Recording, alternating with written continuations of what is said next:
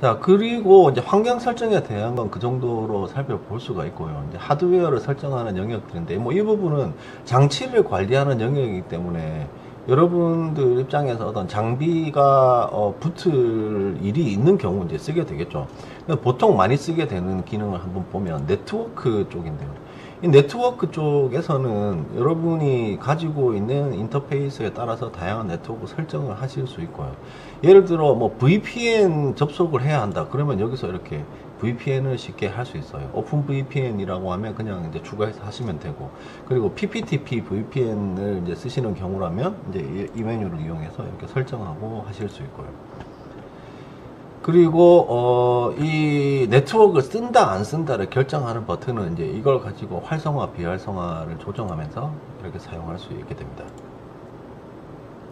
그 외에는 디스플레이 메뉴 정도 되겠죠. 네, 여러분 쓰시는 화면에 대한 설정, 그리고 마우스 터치패드에 대해서 관리하는 부분, 그리고 요즘처럼 뭐 이렇게 이어폰이나 어떤 블루투스로 된 타입들을 많이 쓸 때 블루투스 연결 장치에 대한 설정, 이런 부분들은 하모니카 커뮤니티에도 질문들이 많이 있어서 이제 따로 정리한 자료들이 거기 많이 있습니다. 그리고 색상을 관리하는 색상 프로파일, 뭐 사운드, 그리고 시스템의 전반적인 정보를 보는 도구.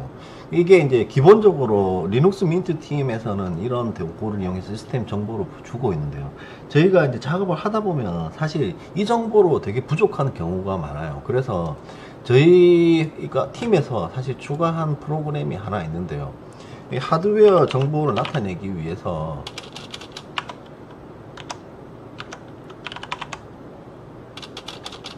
하드 인포라는 프로그램이 있어요. 그래서 요 시스템 프로파일 및 벤치마크라는 프로그램을 누르시면 저희가 하드 인포라는 프로그램을 여러분들 기본적으로 탑재를 해뒀어요. 왜냐하면 이제 이 시스템 정보 수준으로는 여러분이 뭐 그래픽 드라이버가 뭔지 찾거나 또는 기술 지원을 요청하거나 이런 부분들이 좀 쉽지 않을 수 있거든요. 그래서 이 도구 같은 경우에는 이 정보가 아주 다양하죠. 뭐 쓰고 있는 운영체제, 커널, 뭐 부팅하고 있는 내용이라든지 이런 것들 전부 다 이제 가지고 읽으면서 할 수 있고, 그리고 시스템에 벤치마크가 필요한 경우에도 이렇게 CPU 벤치마크라는 메뉴를 통해서 여러 가지 여러분이 필요한 일을 할 수 있기 때문에 이제 이런 도구들을 이용하시면 시스템의 기본 정보는 요것보다 좀 더 향상된 채로 사용할 수 있게 되고요. 그 전력을 관리하는 부분이죠. 랩탑을 쓰시는 경우에 이제 전원이나 배터리에 대해서 어떻게 쓰고 관리할지 이제 하게 되는 메뉴. 키보드에 대한 설정인데 키를 입력하는 시간들을 뭐 길게 할지 짧게 할지 누르면 반복시킬지 말지 이런 거 결정하게 되고요. 그리고 제일 처음 강의 과정에서 설명드렸는데 단축키, 시스템에 어떤 단축키를 써서 어떻게 할지 보게 되는 거고요. 그리고 키보드를 추가하고 관리하기 위해서 쓰게 되는 이제 메뉴인데요. 이렇게 메뉴를 누르고 여러분이 키보드를 추가할 내용들을 넣으면서 뭐 이제 원하는 키보드가 아닌 경우에는 사용할 수도 있게 됩니다. 그리고 하드웨어 중에 이제 프린터 영역이고요. 프린터를 추가하고 관리하고 이제 쓰는 부분인데, 뭐 다시 프린터 부분에서 여러분 이슈가 되게 많이 있어요. 왜냐하면 그 프린터가 윈도우 전용으로 뭔가 만들어지고 막 이런 프린터들이 있는데, 하모니카에서는 프린터 드라이버 없이 프린팅을 할 수 있는 드라이버리스라고 하는 프린터 사용 기능이 사실 내장이 되어 있습니다. 근데 이제 많은 분들이 프린터가 되지 않아요, 뭐 드라이버가 없어요, 뭐 이런 이제 이야기들을 하게 되거든요. 근데 프린터 부분은 조금 한번 정리를 해서 자료를 다시 할 필요가 있는 영역이라고 판단이 되고, 그건 다른 자료를 통해서 한번 이제 처리를 하도록 할게요. 만약에 프린터 쓰시면서 문제가 생기시는 건 지금 이제 하모니카 커뮤니티에 이전 글들을 한번 찾아보시면 처리 방법들이 꽤 많이 있습니다. 그리고 드라이버 매니저라는 걸 독특하게 제공을 하고 있는데요. 드라이버 매니저는 자동으로 상용 드라이버들 있죠. 그러니까 비공개 드라이버, 오픈소스로 제공하지 않는 드라이버들에 대해서 어떻게 처리하고 어떻게 관리하는지 이런 걸 이제 할 수 있는 장치이고요. 그래서 이걸 통해서 여러분 쓰시는 직접 추가한 드라이버를 이용해서 기본 제공되는 드라이버가 아니라 다른 걸 쓰고 싶으실 때 이제 관리가 가능합니다. 보통 이제 비디오 카드가 이제 거기에 해당되겠죠. 그리고 로그인 창 영역은 이렇게 처음 로그인을 하게 되면 아이디 패스워드를 치는 이제 화면이 나와요. 그 화면이 저희는 라이트DM이라는 도구를 쓰고 이제 라이트DM 시작 화면인데요. 사용자 로그인 화면이죠. 사용자 로그인 화면의 구성을 꾸밀 수 있는 것들입니다. 로그인의 첫 번째 화면은 어떤 배경 이미지를 쓰고 어떤 색을 쓰고 그리고 어떻게 사용해서 할 것인지, 사진을 쓰고 싶다면 사진을 넣고 되고요. 자동으로 어떤 사람을 로그인을 시키고 싶을 때는 여기다가 자동 로그인에다가 사람 이름 적고 할 수도 있고요. 그리고 게스트 모드라고 해서 손님 모드로 들어오는 거 허용할 수도 있어요. 그러면 손님 모드로 들어온 사용자는 아이디 패스워드가 없이 손님인 상태로 들어와서 그냥 특정한 뭐 할 수 있는 허용해둔 일만 하고 그 사람이 로그아웃하고 다시 들어올 때는 이제 썼던 데이터는 다 모두 날아가는 상태가 되는 거죠. 그리고 뭐 HIDPI를 지원하느냐 뭐 이런 것들 나머지는 이제 보시면 알 수 있는 거. 그리고 방화벽은 뒤쪽에서 한번 이제 따로 할 거기 때문에 방화벽은 일단 패스를 하고요.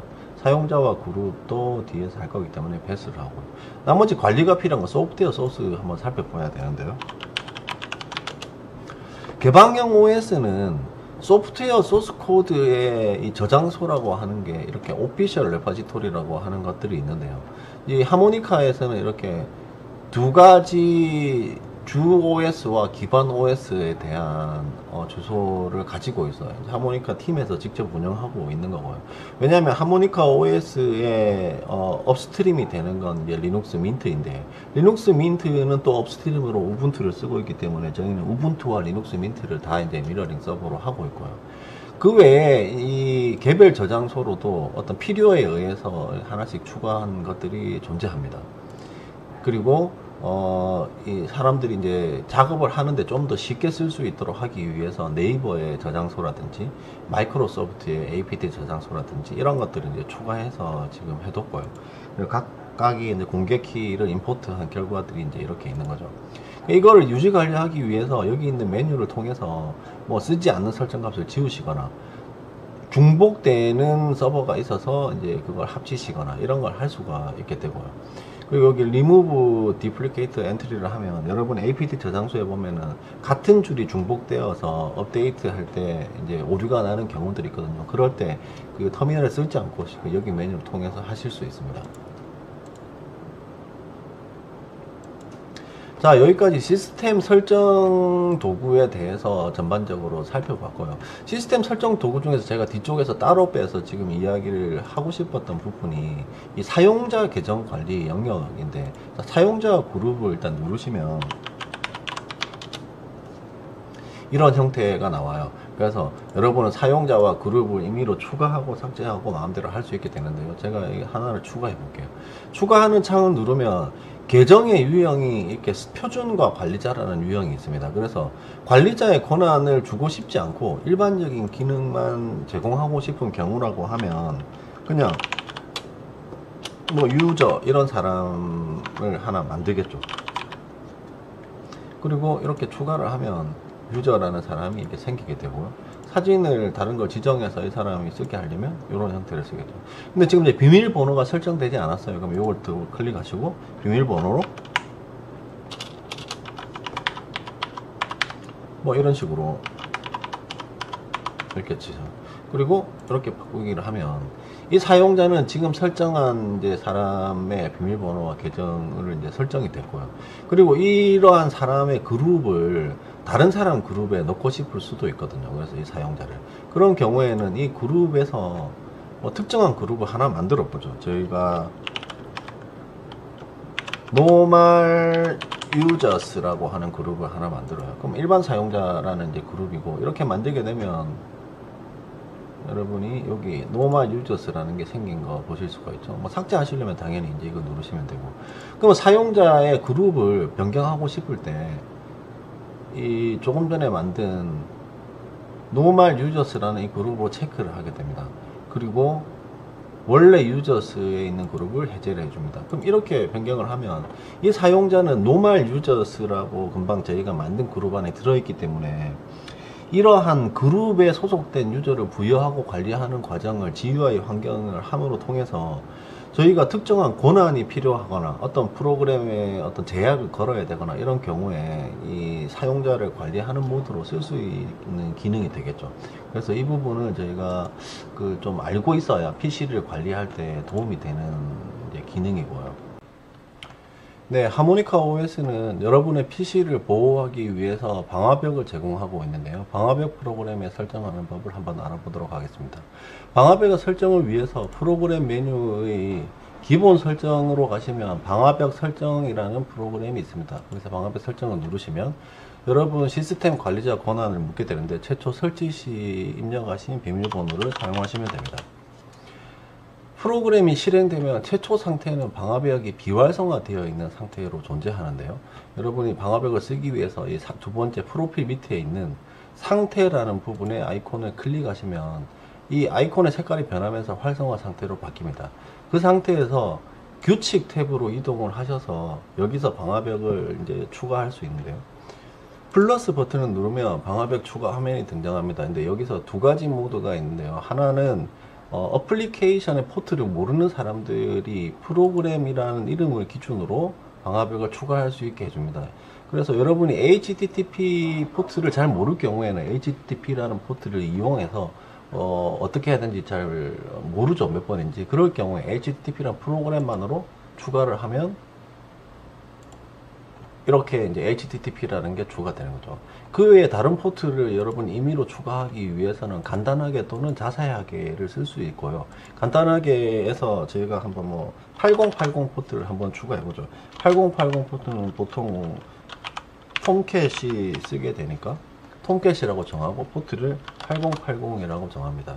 그런 다음 정책상으로 허용할지 거부할지 제한할지, 그리고 방향을 양쪽 다 안쪽과 나가는 쪽과 들어오는 쪽 전부 다 설정할지 설정하게 되고요. 내부로 들어오는 쪽을 지금은 해볼게요.